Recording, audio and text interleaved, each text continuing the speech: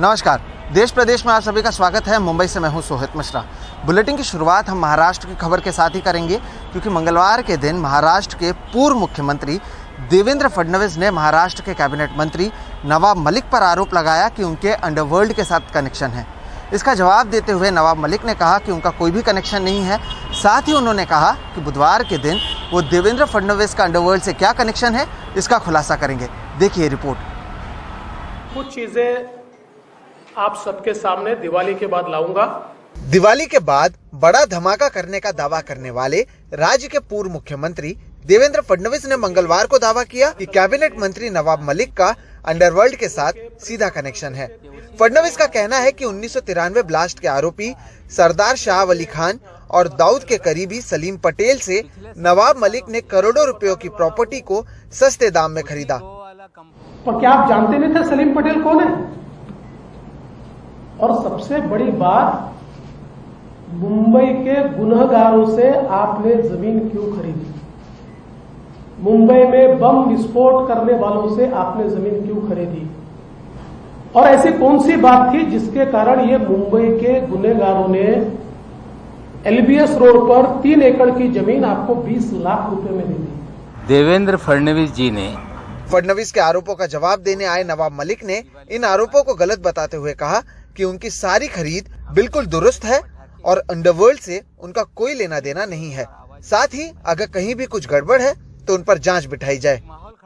आपके जानकारी देने वाले हमें लगता है वो कच्चे खिलाड़ी हैं। आप कहते तो मैं ही सारा कागजात आपको दे देता। इसके साथ ही नवाब मलिक ने कहा कि अंडरवर्ल्ड के साथ कनेक्शन उनका नहीं बल्कि देवेंद्र फडणवीस का है और वो इसका खुलासा बुधवार को करेंगे। नवाब मलिक कल सुबह अंडरवर्ल्ड का हाइड्रोजन बम मुंबई में गिराएगा और देश को बताएगा कि देवेंद्र फडणवीस किस तरह से अंडरवर्ल्ड के जरिए पूरे शहर को हॉस्टेज बनाए हुए थे। देवेंद्र फडणवीस ने कहा था कि दिवाली के बाद वो एक बड़ा धमाका करने वाले हैं और जिस तरह से मंगलवार को उन्होंने प्रेस कॉन्फ्रेंस किया उसमें उन्होंने इसी प्रॉपर्टी का जिक्र किया। हालांकि नवाब मलिक का कहना है कि इसमें कुछ भी गलत नहीं है और जो भी जांच करवाई जानी चाहिए वो करवा सकते हैं। लेकिन इस सब के बीच अब बुधवार को नवाब मलिक की ओर से कहा जा रहा है कि वो एक खुलासा करेंगे और बताएंगे कि किस तरह से देवेंद्र फडणवीस का अंडरवर्ल्ड कनेक्शन है। जाहिर है कि अब ये जो लड़ाई है वो सियासी हो चुकी है और ये फिलहाल खत्म होती हुई नजर नहीं आ रही। मुंबई से कैमरा पर्सन राजेंद्र दयालकर के साथ सोहित मिश्रा, एनडीटीवी इंडिया। तो वहीं भोपाल के कमला नेहरू अस्पताल में सोमवार रात मौत का ऐसा तांडव मचा जिसे मरीजों के परिजन शायद ही कभी भुला पाएंगे। तीसरे मंजिल के एसएनसीयू में लगी आग में 4 बच्चों की मौत हो गई। बेबस परिजनों के पास रोने बिलखने के अलावा कोई और दूसरा चारा नहीं है। प्रशासन का फिलहाल इस पूरे मामले में कहना है कि कोई लापरवाही नहीं हुई है, लेकिन जो एनडीटीवी ने तथ्य जुगाड़े हैं वो इसी ओर इशारा कर रहे हैं।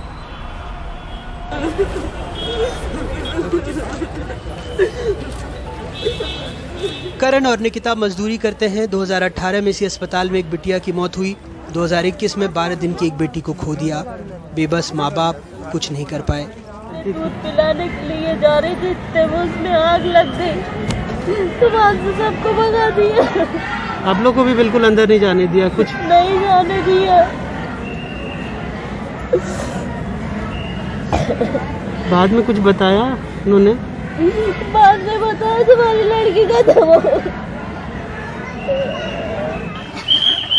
सरकार कह रही है 4 बच्चों की मौत हुई, लेकिन मंगलवार दिन में भी हमारे कैमरे के सामने 2 और बच्चों के शव निकले। परिजन कह रहे हैं संख्या छिपाई जा रही है। शैलेंद्र की बिटिया मंगलवार को डिस्चार्ज होती, अब शव लेकर जा रहे हैं। कहते हैं आग की वजह से मौत हुई। या हॉस्पिटल में कोई किसी की नहीं सुन रही है। वो सब जो दिखा रहे हैं, जो बता रहे हैं, वो सब गलत है। इतने ऐसे बच्चे नहीं है, ऐसे बहुत बच्चे हैं, सब जले हुए हैं, सब ऐसे सबको बिल्कुल ऐसे ही कर रहे हैं। और हम लोग बोल रहे हैं तो भगा रहे हैं, अंदर किसी को नहीं जाने दे। लापरवाही सब यहीं की है। जो हीटर में आग लगी है और जो पूरा उधर पे जला हुआ सब चले गए। सरकार लाख दलील दे, अव्यवस्था हर तरफ दिख रही थी। बेसमेंट और ग्राउंड फ्लोर मिलाकर 8 मंजिल के इस हॉस्पिटल में आग से बचाव के कोई इंतजाम नहीं थे। ऑटोमेटिक हाइड्रेंट भी खराब पड़ा था। वायरेशन था पर लेकिन हमने निकाला, खाली थे सब खाली, कोई काम नहीं कर रहा था। अगर प्रशासन और स्टाफ के लोग चाहते तो बचा सकते थे बच्चों को, पर ये सब भग गए अपनी जान बचाने के कारण। हैरत की बात यह है कि कमला नेहरू अस्पताल में 15 साल से फायर एनओसी नहीं ली गई। कमला नेहरू की यदि हम बात करें प्रॉपर उसकी, तो उसके कोई एप्लीकेशन हमारे पास अभी तक नहीं है। हाँ, हमीदी हॉस्पिटल्स के जो नए कैंपस बने हुए हैं उनके द्वारा जरूर फायर एनओसी प्राप्त की गई। यानी कभी उन्होंने अप्लाई ही नहीं किया फायर एनओसी के लिए कमला नेहरू ने? जी, मेरी नॉलेज में तो भी नहीं। हमारी टीम द्वारा देखने को पाया जो इक्विपमेंट थे वो आउटडेटेड से लगे थे और काम नहीं कर रहे थे। काम नहीं कर रहे थे। सर, कितनी दफ़े नोटिस कमला नेहरू को दिया जा चुका है जब से आपने एज सच जब से मैंने चार्ज लिया है तो मुझे लग रहा है 4 से 5 बार सभी हॉस्पिटल्स को नोटिस गए हैं और उसमें कमला नेहरू भी सामने। सरकार कह रही है लापरवाही करने वालों को बख्शा नहीं जाएगा। विपक्ष सरकार को कटघरे में खड़ा कर रहा है। निश्चित ही नहीं करेंगे, हम दोषियों के खिलाफ कार्रवाई भी करेंगे। हमारा स्पष्ट निर्देश पहले से था कि हर बिल्डिंग का फायर ऑडिट होना चाहिए, पर ये क्योंकि जांच का दायरे में आ गया है इसलिए मुझे लगता है अभी टिप्पणी करना ठीक नहीं है। पर जांच के जो निष्कर्ष हैं हर पहलू पर जांच होगी और जो निष्कर्ष आएंगे, जो दोषी होगा उसके खिलाफ कार्रवाई होगी और ये भी सुनिश्चित किया जाएगा कि इस तरह की पुनरावृत्ति ना हो। फायर एक्सटिंग्विशर नहीं है यहाँ पर और 6-7 मंजिला बिल्डिंग यहाँ बना दी है। कहा जाता है कि मध्य प्रदेश का सबसे बेस्ट हॉस्पिटल, उसमें यह हालत है। ये सरकार पूरे जिम्मेदार है। पहले बुजुर्गों की जान ली, उसके बाद युवाओं की ली, फिर जनप्रतिनिधियों की ली, अब बच्चों की जान जा रही है। डेंगू में अलग जान गई। पूरा हेल्थ स्ट्रक्चर फेल हो चुका है मध्य प्रदेश का। पूरे मामले की जांच का जिम्मा एडिशनल चीफ सेक्रेटरी लोक स्वास्थ्य एवं चिकित्सा शिक्षा मोहम्मद सुलेमान को दिया गया है। कुछ महीनों पहले भोपाल म्यूनिसिपल कॉरपोरेशन ने 100 अस्पतालों का पता लगाया था जहां पर अग्निशमन के उपायों का या उपकरणों को ठीक से नहीं रखा गया था। ज़्यादातर निजी अस्पताल थे, लेकिन इस फायर हाइड्रेंट की हालत देखिए जो कमला नेहरू अस्पताल में है और यही बता देगा कि सरकारी अस्पताल में जब आग लगी तो क्या गलत था या किन नियमों की अनदेखी हुई। भोपाल से कैमरा पर्सन रिजवान खान के साथ अनुराग द्वारी, NDTV इंडिया।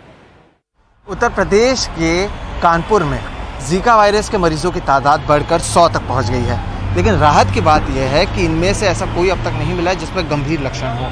तो वहीं कई ऐसे अस्पताल हैं जहां पर जीका वायरस से निपटने के लिए विशेष वार्ड बनाए गए हैं, वो भी अभी खाली हैं।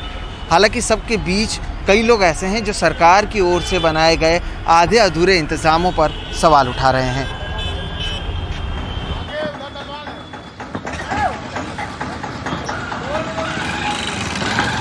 मुख्यमंत्री योगी आदित्यनाथ के आगमन से एक दिन पहले की सरकारी हड़बड़ी। कानपुर की इस बस्ती में जीका वायरस के 2 मरीज मिले हैं। आदित्यनाथ कानपुर में जीका वायरस के कहर की समीक्षा भी करेंगे। इस शहर में 3 हफ्तों में तकरीबन 100 मामले सामने आ चुके हैं। कोई आगे देखता ही नहीं है कि भैया हमारे यहाँ पे इतना पानी भर रहा है। ये सफाई के लिए अभी कहा उन्होंने, पर वो आया और केवल वहाँ पे पेड़ तोड़ करके और चला गया। ये कोई सफाई नहीं कराई। ज्यादातर लोगों की शिकायत है कि इस बीमारी से निपटने के लिए जो कोशिश जमीन पर दिख रही है वो बनावटी है। जयसवाल साहब, ये बताइए, आप ये पॉइंट आउट कर रहे थे कि भाई यहाँ स्टैग्नेंट वाटर जो है जिसकी वजह से डेंगू या ये चिकनगुनिया या जीका का वायरस का जो मच्छर होता है वो पनपता है, उसकी समस्या आपकी किस तरह की समस्या? ये नाले जो हैं पूरी तरह से खुले हुए हैं यहाँ से वहाँ तक। इसके ऊपर पत्थर जो लोग रह रहे हैं, इन लोगों ने तो एक आध पत्थर लगवा भी दिए, लेकिन ये तो गवर्नमेंट की जिम्मेदारी है ना इसको बंद करना और इस नाले को सफाई करके ये प्रॉपर चलता रहे। ये जाम नाला है, जाम नाले की वजह से इसमें मच्छर रात शाम को 5 बजे के आसपास तो इतने भीषण मच्छर होते हैं कि बिना मच्छरदानी के कोई सो नहीं सकता। कानपुर के इस सरकारी अस्पताल को देखकर कुछ राहत मिलती है। जीका वायरस के मरीजों के लिए तैयार किए गए बेड खाली पड़े हैं। अभी तक जो पॉजिटिव मरीज मिले हैं उनमें या लक्षण दिख ही नहीं रहे या हल्के हैं, लेकिन वार्ड की हेड नर्स की चिंता और भी है। जिस हिसाब से अभी इस समय जो सुनाई देता है कि 66 केसेस फिर 89 केसेस ऐसे जो बढ़ रहे हैं, इनकी तादाद जो न्यूज़ के अकॉर्डिंग हमें प्राप्त हो रही है उसके अकॉर्डिंग हम लोग बिल्कुल अलर्ट मोड में हैं कि अगर कोई भी सिम्टम्स या सीरियस सिम्टम्स से रिलेटेड कोई पेशेंट्स आता है तो उसके लिए हर सिचुएशन के लिए हम लोग रेडी हैं। इवन डॉक्टर्स के भी जो इंस्ट्रक्शंस है वो हम लोगों को मिल रखा है। बाकी जो हम लोगों की जो तैयारी है वो फुल एंड फाइनल हर तरीके से तैयार है। खैर अभी तक ऐसा कोई बहुत कॉम्प्लिकेटेड पेशेंट अभी एडमिट नहीं हुए। जो पेशेंट हमारे यहाँ आए भी हैं फीवर के, जिनमें सिम्टम्स दिखाई दिया है, उसमें नॉर्मली वही फीवर और कुछ में वॉमिटिंग दिखाई दी है। कानपुर के इस सरकारी अस्पताल के अलावा 2 और ऐसे अस्पताल हैं, वो भी सरकारी अस्पताल है, जहां पे डेडिकेटेड जीका वायरस वार्ड बनाए गए हैं। फिलहाल अच्छी खबर यही है कि इन तीनों अस्पतालों में अथॉरिटीज़ का यही कहना है कि कोई बहुत सीवियर सिम्टम्स के साथ जीका वायरस का पेशेंट अभी तक नहीं आया है। कौन कह रहा है कि कानपुर में मैनेज करने के लिए वो नहीं है? वो तो एक केस आया था, तो उसकी ये हमारे उसी की तो जो केस निकल रही है मैनेज की तो चीज़ है कि जो हम लगातार रिग्रेसिवली सैम्पलिंग करा रहे हैं, रिग्रेसिवली जो मॉनिटरिंग करा रहे हैं, सर्वे करा रहे हैं, तो RRT सब वो कर रहे हैं, सारे हॉस्पिटल्स में बेड भी वो हैं, तो हम पूरी तरह से सक्षम हैं। कानपुर में चिंता की एक और बात यह है कि कम से कम 3 गर्भवती महिलाएं जीका पॉजिटिव मिली हैं। स्थानीय प्रशासन का कहना है कि फिलहाल वो स्वस्थ हैं और हर वक्त उनकी निगरानी की जा रही है। कानपुर में अरुण अग्रवाल, आलम सिद्दीकी और कैमरा पर्सन विनीत वर्मा के साथ आलोक पांडे, NDTV इंडिया। रफाल खरीद में फ्रांसीसी वेबसाइट मीडिया पार्ट की ओर से हुए नए खुलासे के बाद एक बार फिर से कांग्रेस और बीजेपी के बीच में बयानबाजी तेज हो गई है। लेकिन इस सब के बीच अब एक सवाल उठने लगा है कि क्या नियमों की अनदेखी करते हुए ये रफाल सौदा किया गया?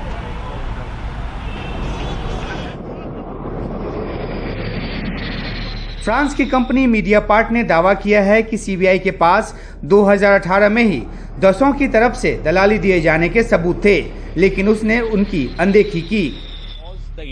अब कांग्रेस आरोप लगा रही है कि दरअसल ये मामला सीधे प्रधानमंत्री के आदेश पर दबाया गया।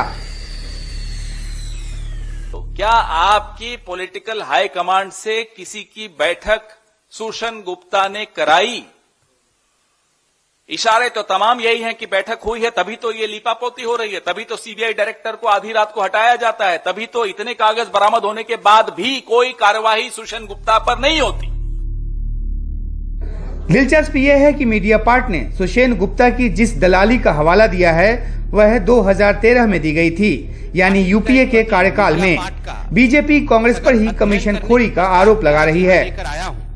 डसो एविएशन ने लगभग 7.5 मिलियन यूरोज, अगर हम इसे भारतीय रुपया में कन्वर्ट करें तो लगभग 65 करोड़ रुपीस बैठता है। तो 65 करोड़ रुपीस ये कमीशन के रूप में पे किया गया दसो एविएशन द्वारा, और ये आर्टिकल लिखती है सीक्रेट कमीशन के माध्यम से एक मिडिलमैन को दिया गया है 36 राफेल एयरक्राफ्ट के लिए। और ये पूरा विषय 2007 और 2012 के बीच घटित हो रहा है। इस बीच एनडीटीवी को सीबीआई की चार्जशीट से ही जो दस्तावेज मिले हैं उनसे कई सवाल उठते हैं। उनके मुताबिक ऐसा लगता है जैसे सीबीआई रफाल की जांच पर निष्क्रिय हो गई। ये बात आईडीएस के तत्कालीन मैनेजर धीरज अग्रवाल के बयान से सामने आई है। उन्होंने माना है कि कंपनी बिचौलिए सुषेण गुप्ता से जुड़ी हुई है और इसी की मार्फत दसों का 40% भुगतान गुप्ता की मॉरिशस वाली कंपनी इंटरस्टेलर को गया। अगर ये सच है तो दसों भारतीय कानून के मुताबिक रक्षा सौदों में दलाली की वजह से बैन कर दी जानी चाहिए। ये सवाल उठ रहा है कि क्या इसी वजह से इन सबूतों की सीबीआई ने अनदेखी की। बीजेपी की दलील है कि राफेल मामले पर सुप्रीम कोर्ट से क्लीन चिट मिल चुकी है, लेकिन कांग्रेस की मांग है कि जेपीसी जांच कराकर पूरे मामले में दूध का दूध पानी का पानी किया जाए। नई दिल्ली से उमाशंकर सिंह, एनडीटीवी इंडिया।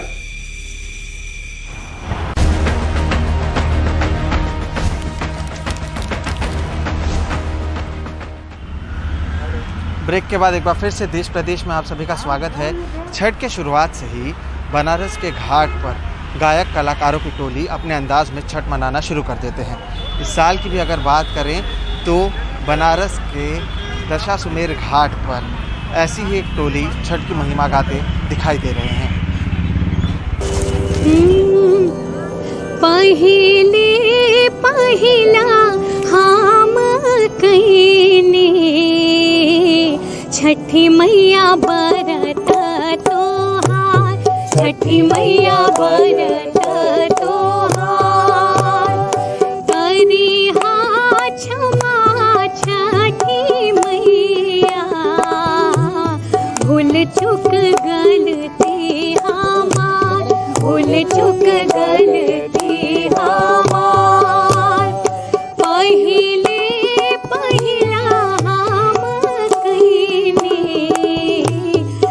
छठी मैया ममता दुलार, छठी मैया ममता